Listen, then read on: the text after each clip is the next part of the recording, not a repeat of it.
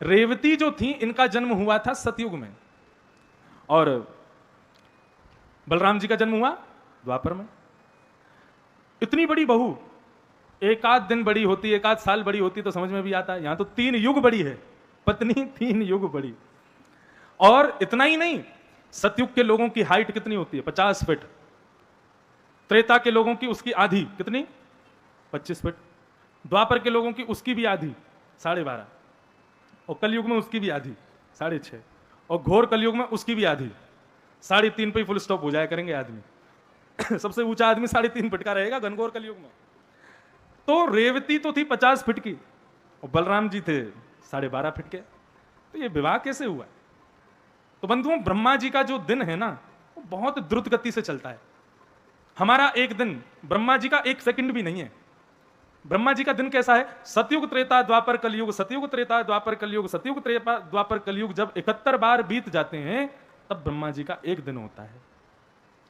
तो सोचो, हम जन्म लेके कितनी बार मर जाते हैं तब ब्रह्मा का 1 मिनट होता होगा। ब्रह्मा को हमारी कोई फिक्र नहीं है, उसको कोई फर्क नहीं पड़ता हमारी कुछ करने से, उसका दिन इतना द्रुत गति से चलता है।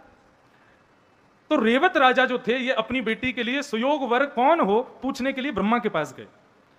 ब्रह्मा के यहां तो एक क्षण बताओगे तो नीचे तो कितने युग बीत जाएंगे।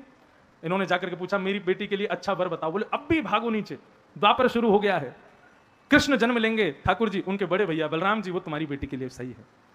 तो ये ऊपर गए, ब्रह्मा के पास लौट के आए, तब तक तो सतयुग चला गया, त्रेता चला गया, द्वापर शुरू हो गया और बलराम जी का जन्म हो गया। इन्होंने ये बात आकर के वसुदेव जी को बताई और वसुदेव जी ने रजामंदी करके रेवत राजा की बेटी रेवती का ब्याह बलराम जी के साथ किया। पहले फेरे ऐसे पड़े होंगे जहां पर बहू तो 50 फीट की आगे घूम रही है और पीछे छोटे से दूल्हे राजा 12 फीट के पीछे पीछे चल रहे हैं। बड़ी बहू बड़े भाग्य। लेकिन ऐसा नहीं है। ऐसा वर्णन आता है कि श्री बलराम जी ने अपने हल मूसल से ठोक दिया, पत्नी को छोटा कर दिया और विधाता को बोले, आइंदा से जब भी जोड़ी बनाओ ये पत्नी 1 इंच छोटी रखना।